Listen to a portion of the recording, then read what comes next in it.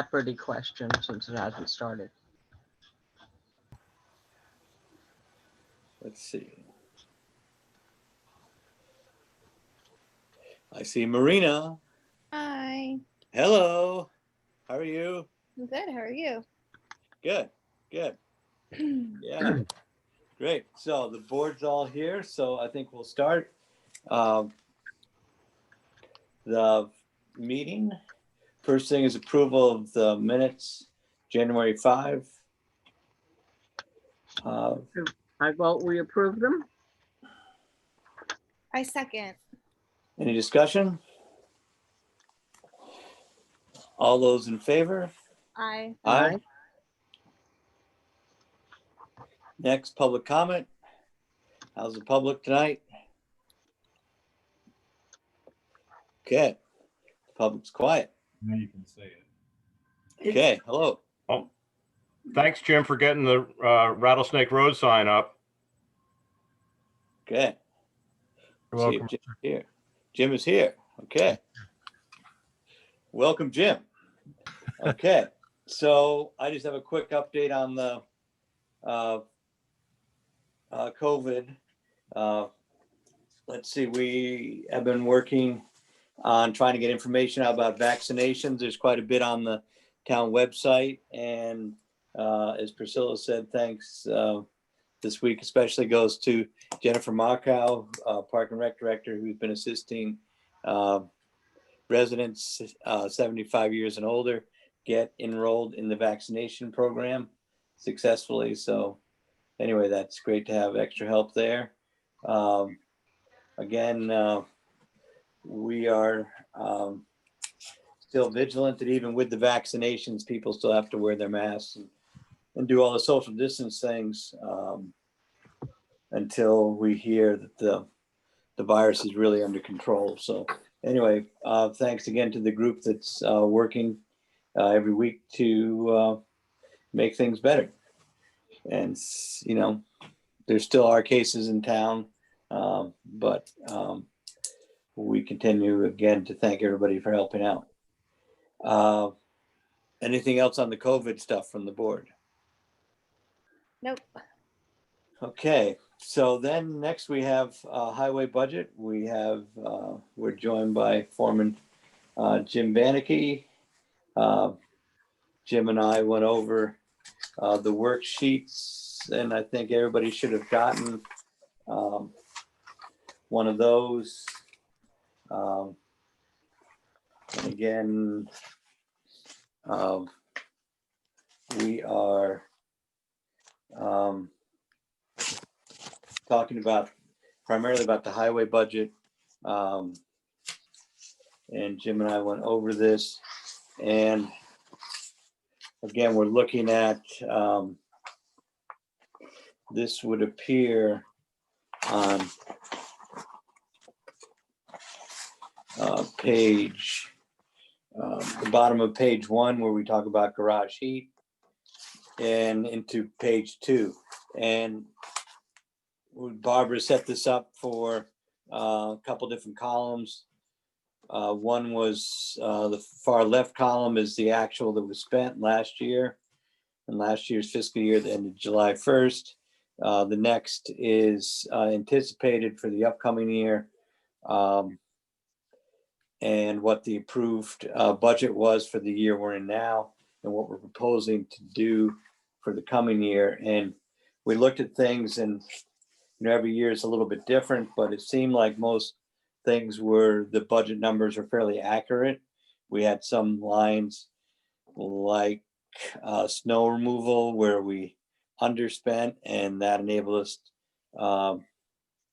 to do say more tree work than we had anticipated. So Jim, do you want to talk about any highlights of the last year or the coming year, what you're thinking of doing, and in the big picture things of what projects we have going? Yeah, I think the highlights of 2020 was the purchase of the Buffalo turbine blower. Fred had gone out and pretty much covered most of the town with it, which helped with our drainage. I think when we had the rains that froze, and turned to ice conditions. We had a lot less because our road edges were blown back pretty well. That was 2020. What I want to see for 2021 is to improve on that. And the COG, Council of Governments, has now a new vacuum truck for vacuuming out the catch basins. So I want to go through the work of that. And I estimate that to do a half a town a year at around $10,000. So for surprises, that's kind of the only thing I have. We could probably fit that in somewhere. Right. But everything else seems pretty spot on. I think I talked to you about Town Street. I want to resurface all the way from Yelping Hill to the end of Town Street to where it turns to dirt. I want to do the entire stretch. That's going to exceed what we have allotted for asphalt. So I was going to try to take that out of the oiling and reduce the oiling roads, and try to just oil the roads that are in better shape and fix the ones that aren't with asphalt. So we're still kind of working on that. But some of these roads, like South Road, will need total replacement at some point. And we've been able to get the last couple of years, get some of these roads done for around 120,000, 130,000. But I think South Road and Town Street will probably be up around 190, I'm projecting. So I was hoping to get that money from the oiling and make it up along the way, if that makes sense. So where is that in the line item? So that's in, good question. That's actually on there's a supplemental page that's under capital projects. So that doesn't appear. I don't know if John, do you have a copy of this? This is a separate. I have capital projects. Yeah. So if you look down there, there's a big line that line 15, it says road improvement, $300,000. Okay, yeah, I see. So that. normally we split that between asphalt and oil. So Okay, what Jim's talking about is maybe changing the ratio of that. right. Okay. And we currently have a balance of $172,000 in that. Yeah, I see that. And are you thinking of doing spring oiling that would use a bunch of that up, Jim, or how much resurfacing are you thinking of doing in the spring? Popple Swamp has a lot of areas that need asphalt and some shimming work. So that takes a lot of oil to do that road. That road and Wickham Hill are due to be oiled this spring. And I thought I could not do those this spring, perhaps maybe next year. Once a road is paved, it needs at least 6 months to cure before you can oil it. So that would put us in line to do Popple Swamp, Wickham Hill probably the following year. And on that south end quarter section that we're oiling this spring, it would be Dark Entry, Bald Mountain, Pritchard Road, some of the short roads, Brook Road. And I think that would give us the money we need to do our paving on Town Street. Okay. Because in the past, we like for instance, with Town Street, normally we would do half and then have to bring everything back again next year to do the other half. And I'm trying to avoid and save the money on moving equipment. It's here, might as well use it while it's here. And that's my logic behind that. Okay, thank you. Yeah, so that's one thing on capital. And then the other thing we're talking about is highway equipment. We have $100,000 in there, which would be the first half payment of replacing one of the big trucks. Is that right, Jim? Correct. Yeah, so, and this is truck 9. Do you have any idea what the year is on truck 9? I believe it's 2001. 2001. So, yeah, so it's getting up there. Yeah, time flies. So then, so then we would replace it in 2000. 22. So we'd take 2 years to get the money for that, but so those are our big capital items for the highway department. And then back to the operating budget, the only thing that we saw that looked like it could be, well, a lot of things could be increased, but the thing that seemed to be the most in need of an increase would be the supply line, which is 614, line 47 in the budget. So we had that increased by $2,000. And other than that, it seemed, again, it's hard to project exactly, but it seemed like overall the balance is there. And again, we may do more contracted services some years and less snow removal. But we generally, it seems like this is in line to come in on budget. And again, our major road thing seems to be accommodated by the capital budget. So any other thoughts, Jim, or how things No, going? I think we're doing pretty well. Hopefully the winter stays the way it is, and we're still pretty well supplied with sand, so that's going pretty well.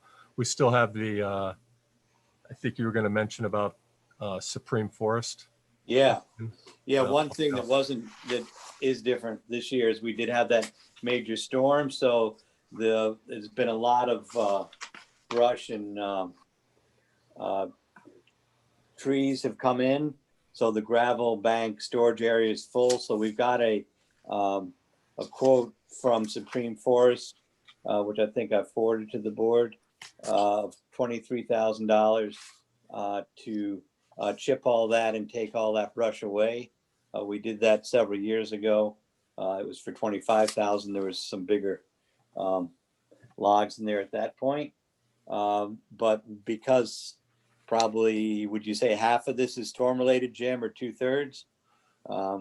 Something like that. I would say, and diseased trees Yeah. have been adding up, that are coming in.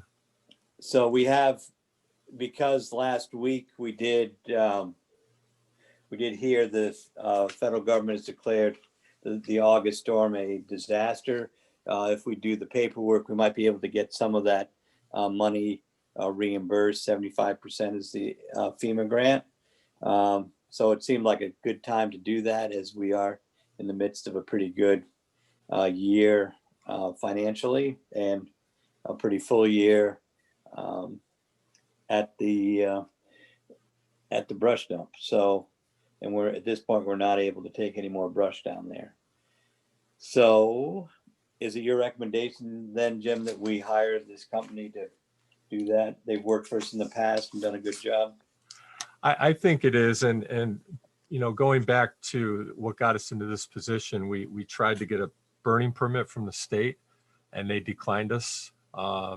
They said we're not allowed to burn in the gravel bank for whatever reason, and it has to be done at a transfer station. But apparently, I could probably understand the reasons with the homes around the landfill. They don't want to have fires there. So it left us with the possibility that in the future, which was what we had thought about in the last time they came in and Supreme came and did the work for us, was to put everything in the dumpster periodically and have it hauled away. But the cost of the dumpster went from $500 before August storm to over $800 after the August storm. So we didn't see that was going to be worthwhile. That's why we want to come in and have everything taken away.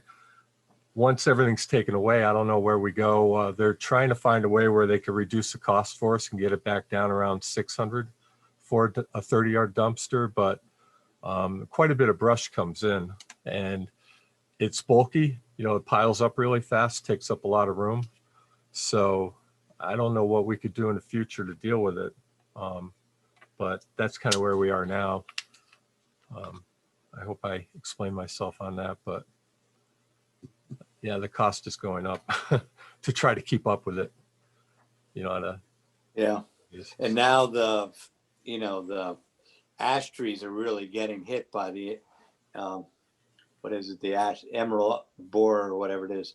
The ashes are really in tough shape. So this will be something to be going on for a while, I think. So I'd make a motion then that we'd hire Supreme Forest to chip up all the brush and logs of the land at the gravel bank for $23,000 as quoted. Is there a second? I'll second that.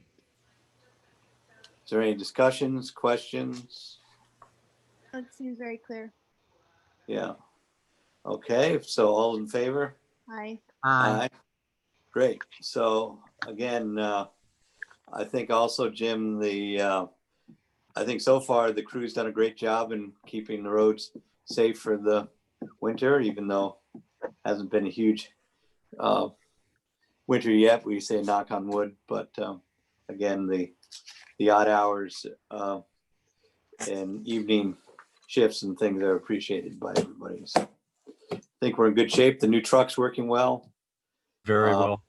So that's one other thing that we want to mention, because we are now, our backup truck is in better shape than our old backup truck. We're able to put more trucks on the road if we get a bigger storm. That's one thing Jim came up with. So again, that will help our routes sometimes take about 3 hours to get around. And if we get a lot of inches per hour, now we have a little more capacity there to put a few more trucks out, another truck out anyway. Correct. So that, I think that gives us a little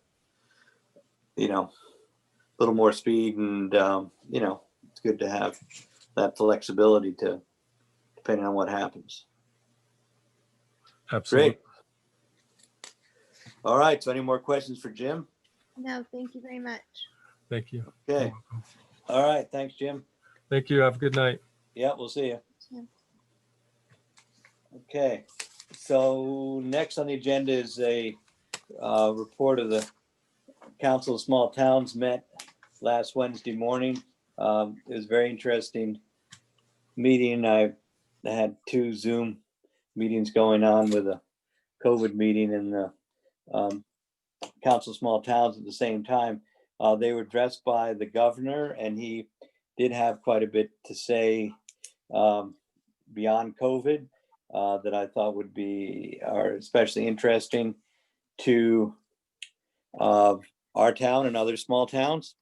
One of the things, there is also, the Council of Small Towns has a legislative platform, and one of the things they talk about is trying to upgrade internet service and increase the use of broadband availability in the rural areas. And so he came out right from the start in his address about that, and then he realized he said that he's very aware that during COVID, telecommuting has become a big practice. Telemedicine is a big practice. Teleeducation is very is mandatory now, and he's very he's very concerned that there's not a digital divide in the state between the people that have good service and those that don't have access, because obviously it's become more of a necessity now. So he is promoting a bill to require telecommunication companies in the state to upgrade and build out their services to increase them. And he's not necessarily talking about 5G, but areas that are rural areas where there may be other strategies. He is talking about requiring telecommunication companies to put money into upgrading their infrastructure. So I thought that was very interesting as a starting point. So anyway, that was one thing he had to say. Second thing was about the FEMA reimbursement for the August storm. Also continuing to put pressure on Eversource to improve their performance beyond what happened last August. So that's on his calendar. And then we got into somewhat the solid waste issues and the need to come up with different strategies for municipal solid waste. So apparently there's a lot of push with DEP to look at different ways of managing household solid waste. And they're looking to try and divert things into composting, reuse, and try to do a pay-as-you-throw system statewide, or at least apparently they've got quite a few towns that are interested in that. So again, we will be hearing a lot about that because a lot of the incinerators they use now are reaching their maximum age. They're even older than our town trucks and in worse shape. So they're looking at alternatives. How do you reduce the amount we're producing? So that's going to be something. And again, we'll talk about the impact on our local budget at another meeting when we sit down with the transportation people. But that's very much on the state mind as a state policy because all the current ways of disposing of household garbage and bulky waste are filling up and becoming less and less viable. So that's a big issue. Another thing that was the governor did mention was that they have actually seen an increase in revenues this year. He attributes that to some increase of people coming to live in Connecticut. And so he feels that the revenues have stabilized. What was a deficit, they're now projecting to be a balanced budget for the current year we're in. And so that enables him to say that they will not reduce municipal aid. That has been in the past often a contentious issue as far as what the state's going to do with municipal aid. But the governor promised not to reduce it, probably keep most aid categories level. And also to take, at this point, he does not foresee the state taking any action to force the towns to pay part of the teacher pensions, which was a big issue several years ago. So again, pretty upbeat speech by the governor, a lot of interesting issues that he's, I think, on top of that are also small town issues and have a lot to do with what we're looking at here as a municipality. So again, some real opportunities there. So that was good. Also in the meeting was Senator Blumenthal, who did say that he's optimistic that with the COVID relief bill that is being contemplated in Congress right now, there'll be more aid than to the states and municipalities than have been previously given. And he thanked the frontline workers, the people that have been working to contain the pandemic, and said he had just come from a food line in Norwalk that was people were giving away food packages, and the line of cars was 3 miles long, which he said was the longest he'd ever seen, something like that. So again, thanks to the people in town and the region that have helped us with our food, making sure our food supply is intact. So interesting to hear from the outside. Some of the issues that are important here are also being looked at, addressed at the state and federal level. So any questions about all that? And again, I thought I'd get a hold of our legislators to see what the details are as far as the telecommunication companies build out proposals. You know, what are the bills actually calling for? That would be helpful. Yeah. So anything else on all that? No, State I'm all issues? set. Thank you. Yeah, so next appointments, had one, Jill Cutler, who was Chair of Planning and Zoning until recently, volunteered to sit on the Housing Committee. And as she did a lot to promote that issue in the current town plan, I'm glad she has volunteered. So I appointed her to that group, and we should get that group, have an organizational meeting probably by the end of this month. And again, we'll get a meeting scheduled together. That's in the works. What? That's already in the works. Yeah, an organizational meeting and getting some dates and things going. Yeah, so anyway, there's no action required on appointing Jill, but I just thought I would let you know about that. That's great. Farmyard animals, that may not be what it sounds like, but there was a proposal from the Cornwall Association to supplement the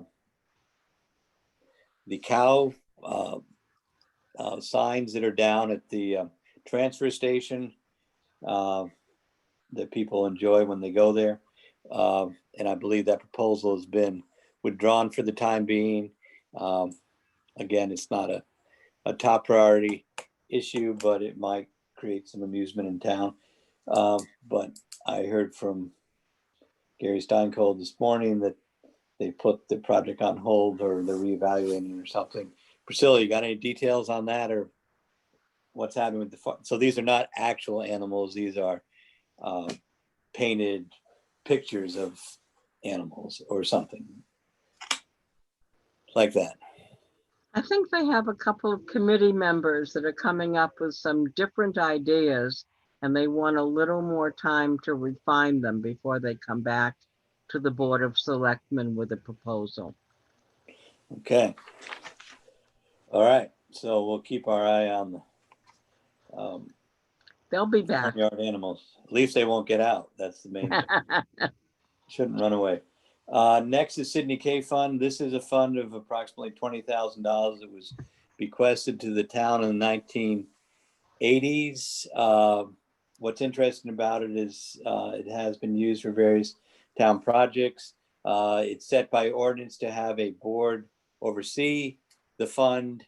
Currently, it just gets the prevailing interest rates, and it's Barbara Herbst's finance director's recommendation that we combine it with the town endowment, which has a much better yield and actually yields money. This fund hasn't been able to make any awards for the last several years because it hasn't earned anything, and it's parallel purpose to the town endowment that it uses for general civic purposes and handles for the town. So what I'd like to do is talk to Pearlie about at some point getting a town meeting to fold this into the town endowment, and then we would then disband the Sydney K Fund board, because there's no point in appointing a board if there's no money for them to do anything with. So this might be a more rational way to oversee this and allow this fund to actually have some earnings. So that's just, there's no action required tonight, but I'll keep that on there as an action item. I know the town of Kent is having their annual town meeting this Thursday. It's a virtual town meeting. I think Barbara is also the finance director in Kent, so she'll be attending that. And I did talk to Pearlie today with the idea that we do have a couple of items hanging out there, unfinished business from last fall, because we normally have a town meeting in October, and it was up in the air on what the best way to proceed was at. And I think now the towns have sort of mastered the art of the virtual town meeting, and the issues that we have are fairly small, that we can try to have a virtual town meeting in March, which would maybe deal with the Sydney K issue. We have the annual report to review, and we have the 5-year plan to adopt. So again, that would, none of those are huge groundbreaking issues, but they need to go in front of a town meeting. And I think as people get more used to Zoom, if we can set up a date in early February, we can get it publicized and attempt that in March. How does that sound? That sounds good. Good, trying to keep up with our business. Another item that's come out is there has been talk for years about reconfiguring the traffic flow in and around the bridge, around the triangle and Cornwall Bridge. At one point, there was talk of a demonstration project that would close off the western spur of that and relocate the traffic. The state has come back with a proposal, which would be a semi-permanent proposal that would close off several driveway entrances and to some of the stores, move where the crosswalk is, and move some of the stop signs. So it's a pretty substantial proposal for especially the people that live, work there, and or even shop there, as we all do. So without I did send a copy down to Richard Bramley because I know his store would be impacted with one of the main entrances closed off under the plan. He's written us back with a response. So I think at this point, what I'd like to do is get this up on the website, have some comments.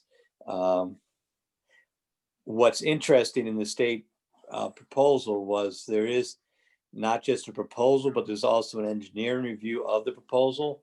And so there's some blue ink on it.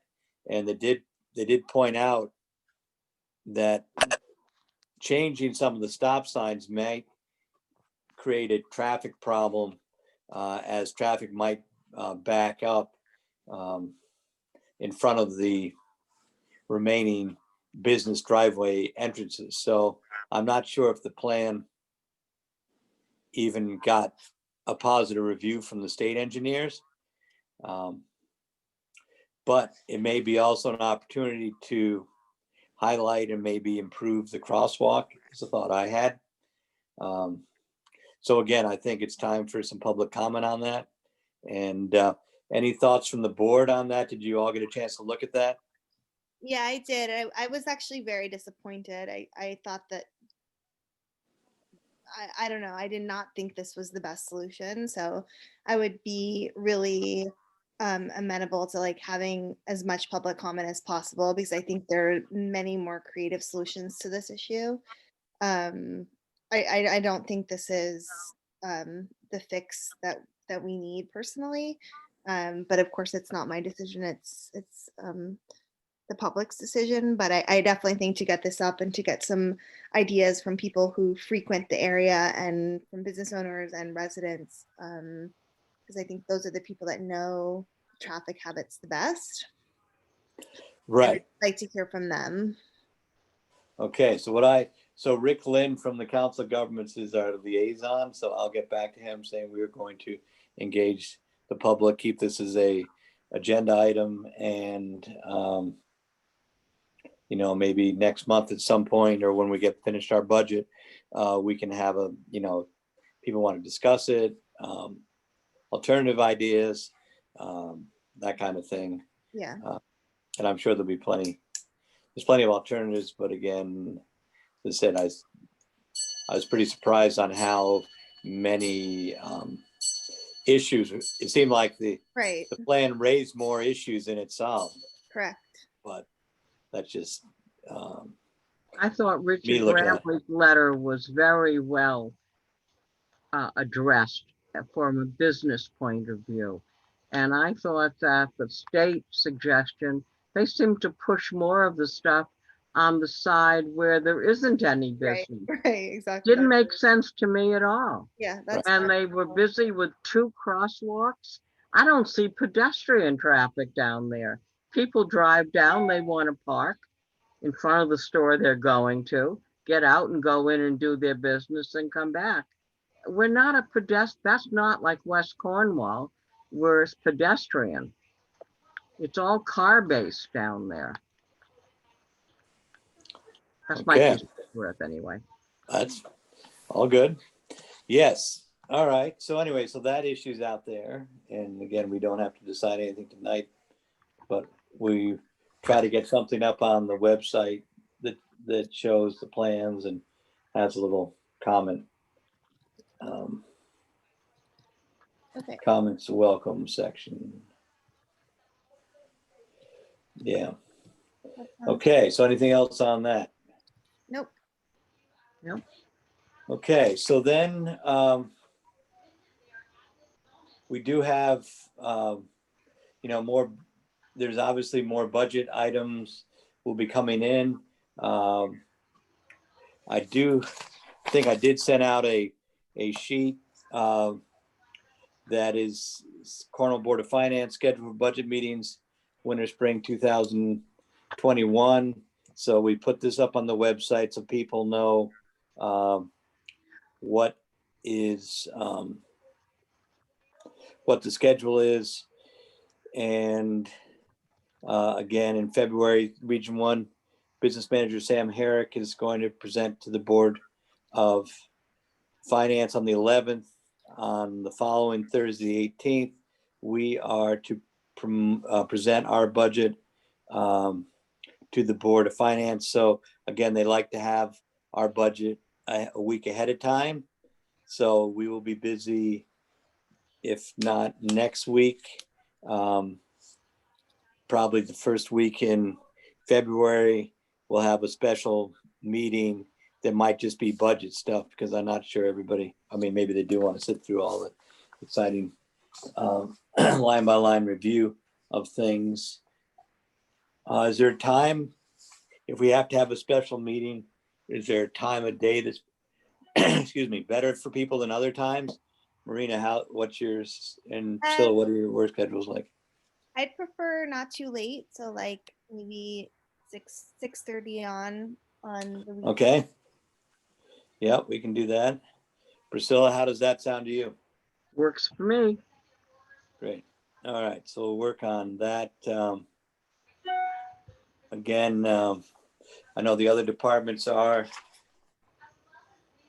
working on things. I know you can look at the budget printout that we have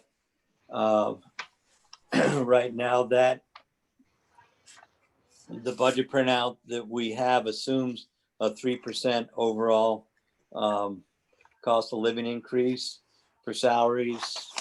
Also, you can see the budget printout that we have now shows a flat budget for Park and Rec. And again, we don't know at this point what level of activity there will be for things like kids sports and things.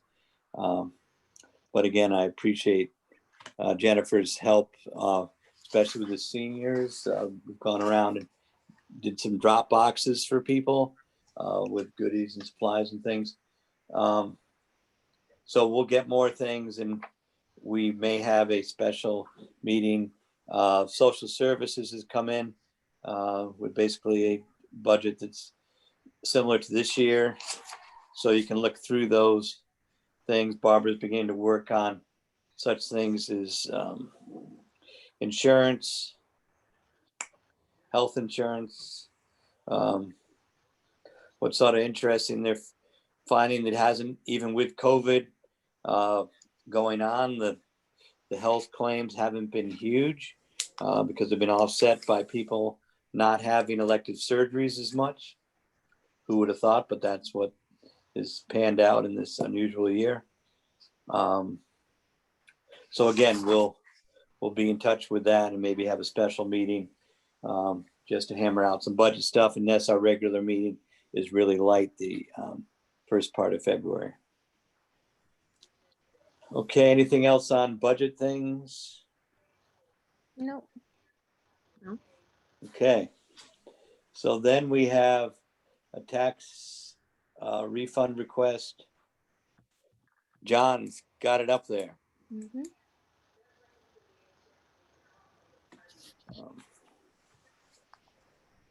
So, The tax refund request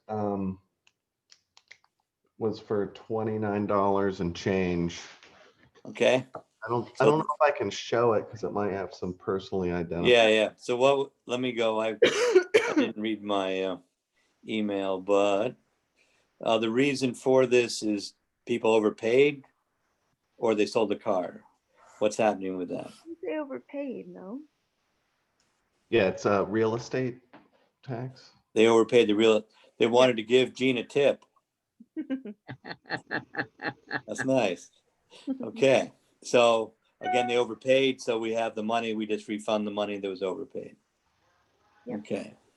All right. So this is upon the recommendation of our hardworking tax collector to grant the refund, which is now coming up on another screen of $29.63. Refund taxpayers for overpayment of real estate tax. So I'll make that motion. Is there a second? I second. Okay. Any discussion? All right. All in favor? Aye. Aye. Aye. Okay. So that completes our agenda. Again, thanks to Jim for running a good operation at the highway department.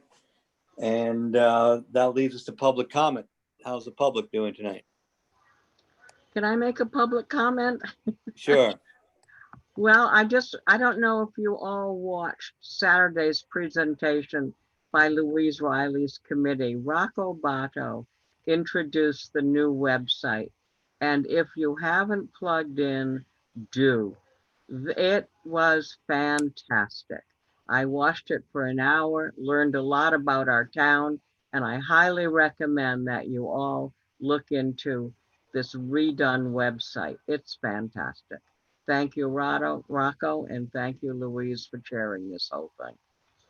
Yeah, I think it really puts our website up on a new level. And again, Rock was very approachable on posting things. And wouldn't you agree, John? He's really reached out to town officials to help us with the posting process, and it's pretty well understood and working at this point. Yep. Excellent. Okay, thank you, Priscilla, for that thought.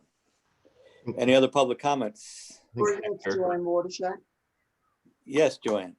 I just noticed when Jonathan was showing some of the sheets, you guys talked about truck number 9 and you looked at it as 2001. I think on the sheet it said 2003, so that might give you 2 extra years there.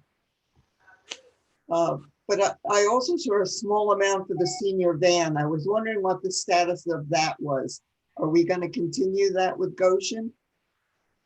Oh yeah. In fact, I've talked this week with Bob Valentine from Goshen, and it's evolved.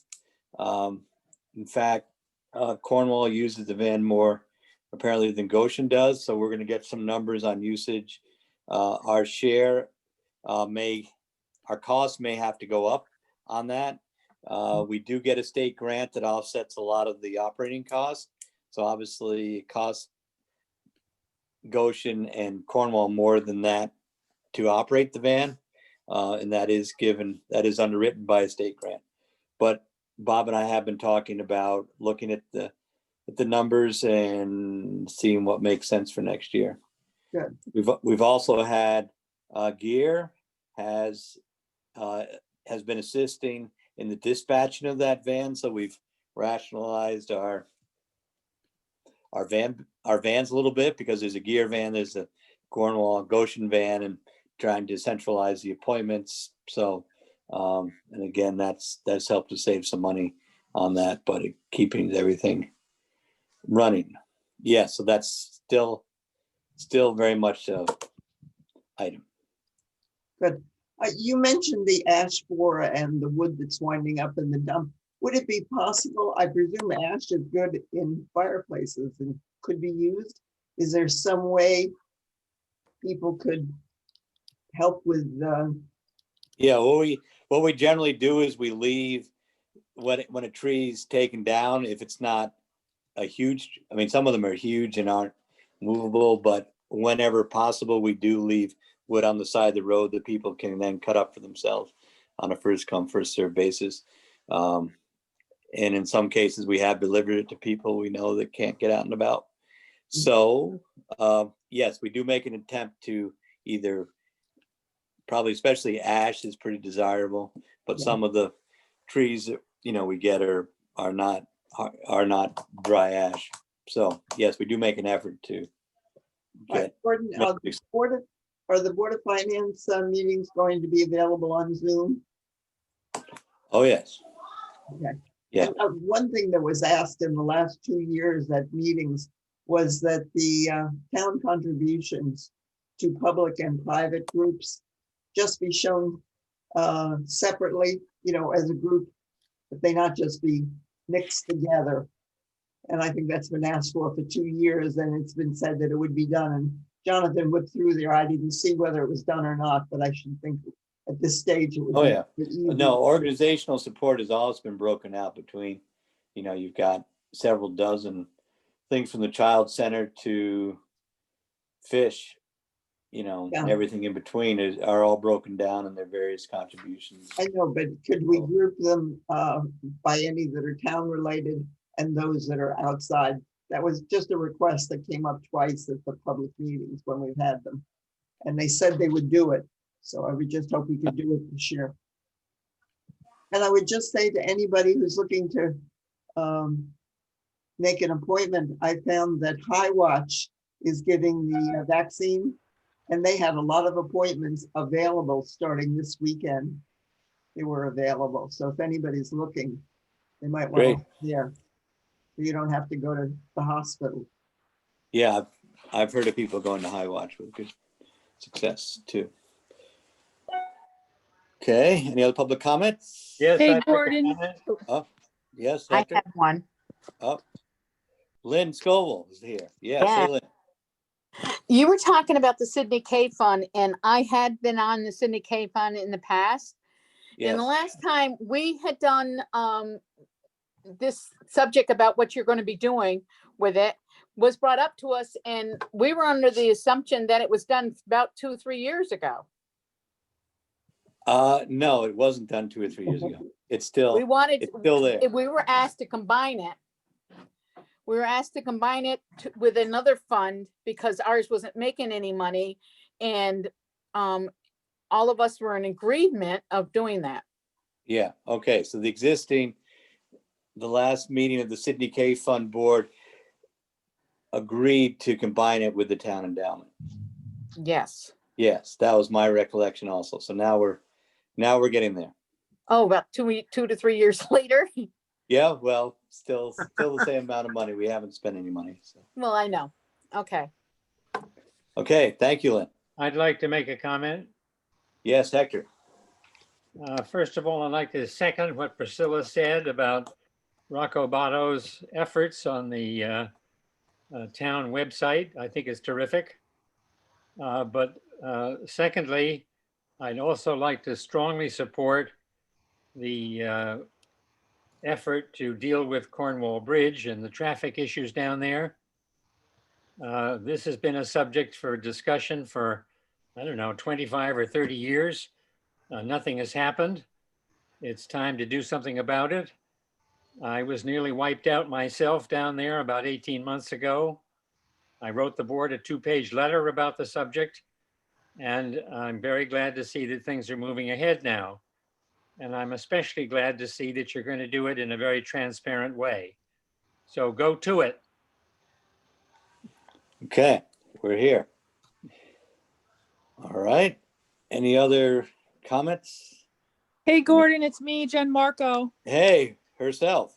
Yes. I came Hello. in late to the meeting, so I think you guys talked about the COVID vaccine and stuff, Yes. but And everybody I just said, wanted to say that yeah. I've been helping quite a few people. I'm probably close to 40 or 50 people that I've helped so far. Either talking to them on the phone, going through what they need to do to apply and stuff, or stopping by their house and helping them on their computer. It can be a little intimidating at times, but I've been able to get used to it and know all the little quirks and stuff. So I just want to make it so that people definitely get a hold of me if they're having trouble. I've had quite a few seniors say they've almost come to tears trying to get this vaccine application done. So definitely have people reach out to me and I'd be glad to help them out. Right. Your efforts and your successes were the first thing we talked about at our meeting. So again, thank you for going way beyond the call and make this possible for a bunch of people. So again, very special effort. And it's very important that people get this lined up, as people probably have heard the new, more contagious variant of this virus is in Connecticut. So it's more important than ever for people. This is, one of the tools we have to try to knock this thing back. And again, we're, like every other major program, there are some hiccups, but I think the state is trying to adjust things, and there will be more vaccine clinics available. They're trying to open up something in the Torrent Armory. And again, High Watch has been mentioned as a place that's on board. And again, I think one thing people also want to make sure of is that when they sign up, if they get a second shot, that they make clear it's for their second shot, not their first shot. Correct. And that kind of thing. So some people have thought they were signed up for a second shot and signed up for 2 first shots. So even though it's the same shot, it makes a difference. So, and again, there are a few little things like that can make a difference. But again, having more facilities online and getting more vaccine in here is going to be key.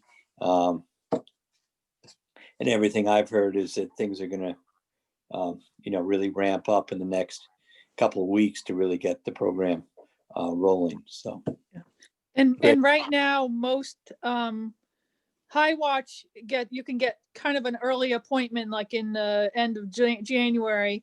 Sharon Hospital, which lots of people like to go to because they're comfortable with it, you're starting to get shots the middle of February. So that's not really that far away. So signing up is still pretty easy and pretty close to time of getting it. So it's not like you have to wait 2 months in order to get the shot. So yeah, absolutely. Great. Well, again, Jen, thanks for covering the town and reaching out to people. And well, I want to get back to my senior lunches. So right, got to get everybody vaccinated. yeah, that's right. Yeah. That's great. Okay, well, thanks a bunch. I think that's a good high note to end on. And again, a lot of information on the website for people. And Jen has worked through the system. It's like anything else, just takes a while to understand it, the ins and outs of it a little bit. So anyway, thanks a lot. And I think at that point, we'll adjourn unless there's any other comments from the board. No, I'm all set. Okay. All right. Good night, everybody. Stay Good safe. night. Right. Thank you, All right. Gordon. Yep. Bye-bye now. Thank you. Well. Be well.